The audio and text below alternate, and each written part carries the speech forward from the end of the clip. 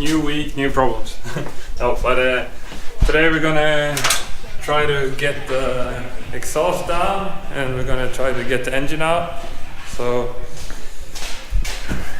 Robin is working on the exhaust, trying to get that down and disconnect all the wires and the fuel lines and the oil lines and then try to get it out. We're also going to try to lift the cylinder head off the new engine and see if we can get that stripped so we can use the engine carriage for that engine. So let's get to work.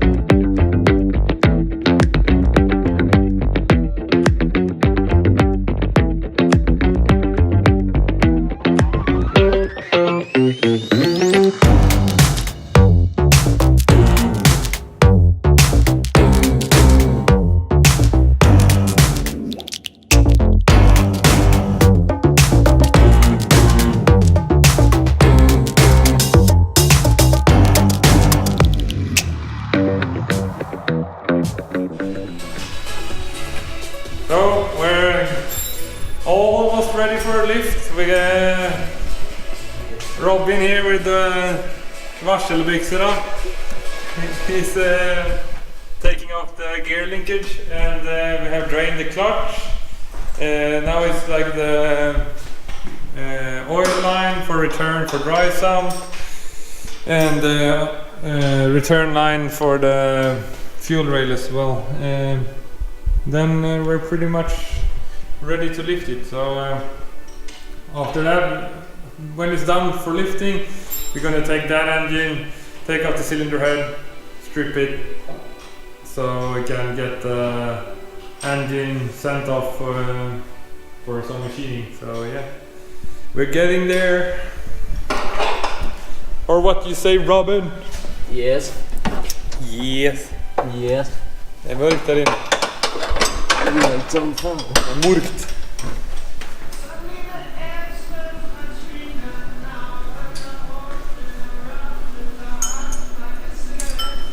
So, right now we're trying to get all of this extra equipment of the engine, like the water pump, generator and all of that stuff, because we need to get the block emptied so we can leave it for head down and leave it out for machining.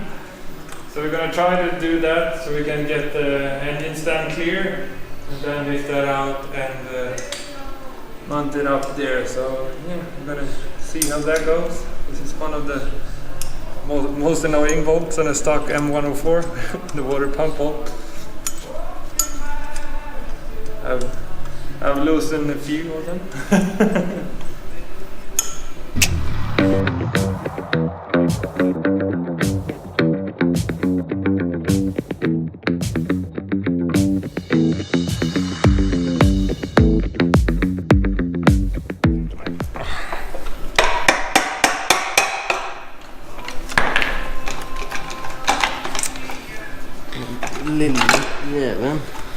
So this is the camshaft. Oh, it's so nice. Yes. Camshaft. Bad camshaft. Snapped. Kolla de här tänderna då. Oh, it's broken. Oh, yeah. It's a bit hurt here, unfortunately. So this might not be usable, we'll see. Maybe we can refurbish because it's only one, we'll see. Otherwise it seems good. All the other ones seems okay. So yeah, continue.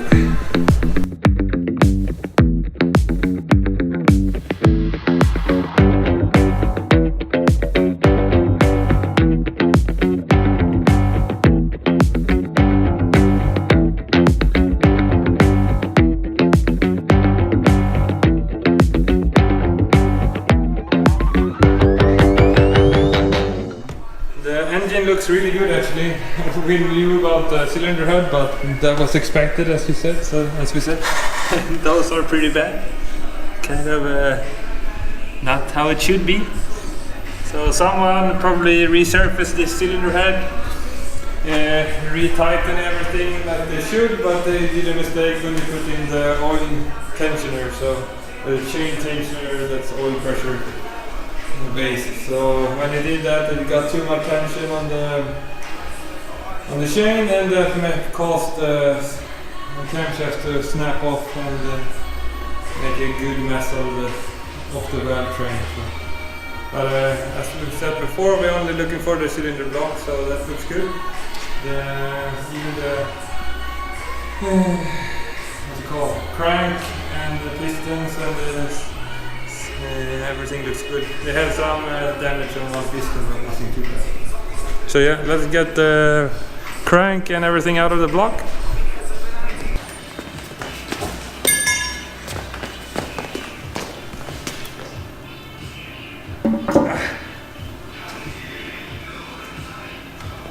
Well, that's pretty much it for today.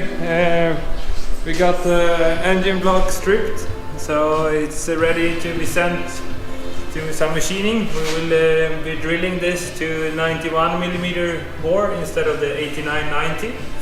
So the 3.6 head will fit on this.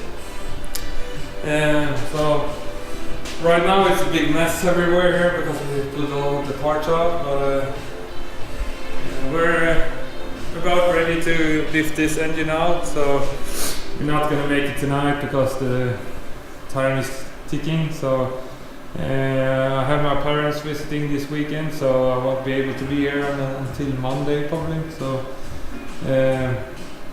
but it's good because when I get back I can loosen the last few hoses, lift the engine out, put it in the engine stand, and yeah, get to work on disassembling the things we need to get off the engine. So check all over how the engine has been done between May and now. See how the bearings are doing and everything like that. So yeah, pretty much done what we were supposed to today. So yeah, good. So talk to you later. Bye.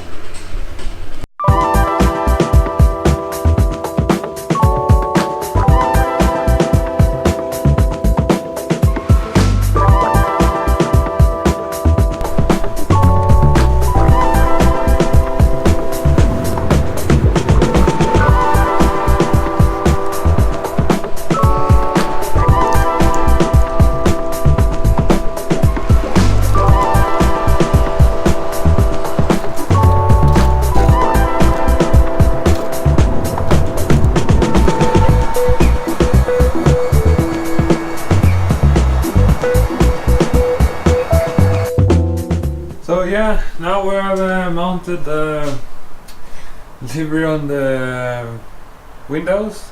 This helps us to get people not to look in but still get the lighting in through the windows. So you see like this, you can see out just perfectly, but on the outside it's like this.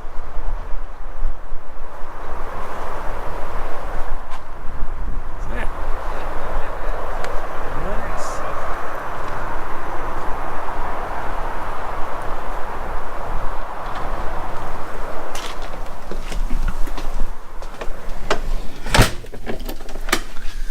So if you look closely, you can see there's like, see if you can find it here.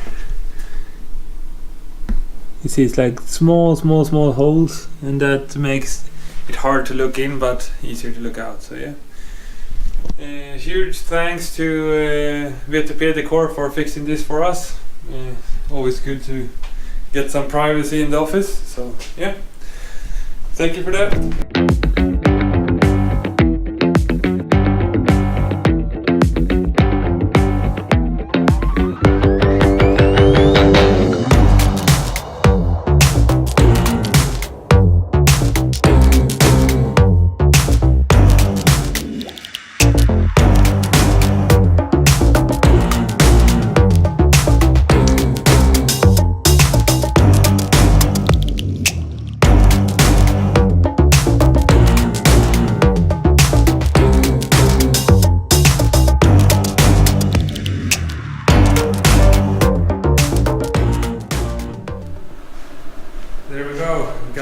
out. Very little stuff that got stuck this time, but always something. So I managed to pull some of the cables in the throttle position sensor, of course, but nothing too bad. He's fixed. Yeah, so that's the engine out. Pretty nice. So now we're gonna take off the gearbox and put it up in the engine stand. Some of you may be wondering what this is. This is a clutch explosion mat, I guess, like a protection shield for flywheels and stuff. We have rules in Sweden that demand that we have one, the same as a drag racing car. So it's pretty annoying part, but it's pretty good to know you have it to save your feet or legs in case it happens. So yeah, I'm gonna remove that, and then we're gonna take up the gearbox, the clutch, and the flywheel, so we can put it up because it's too tight otherwise. So yeah, let's go.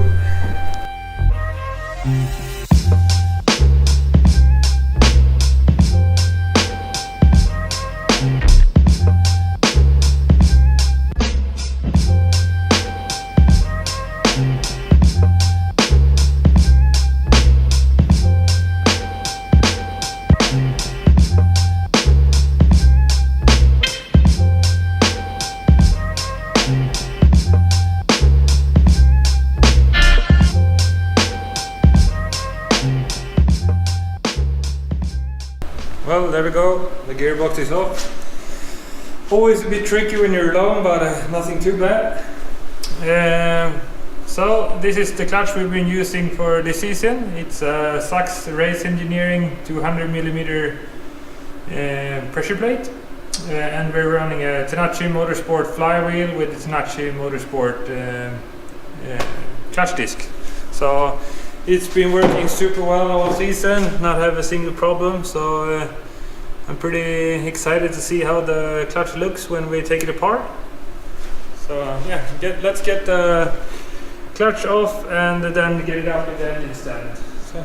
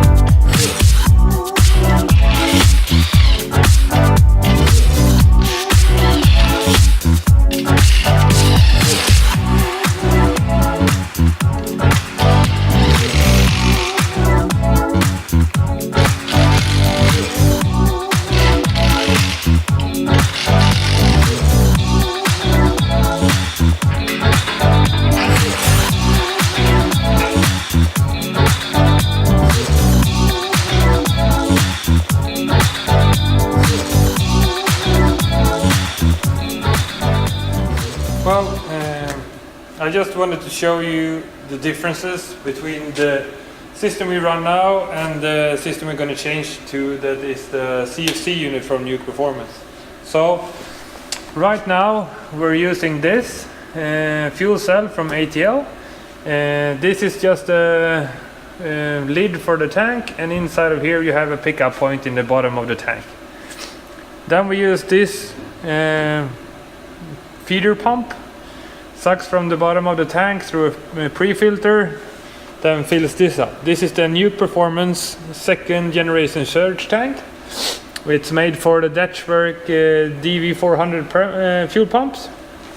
So two of these together can pump about 1600 horsepower.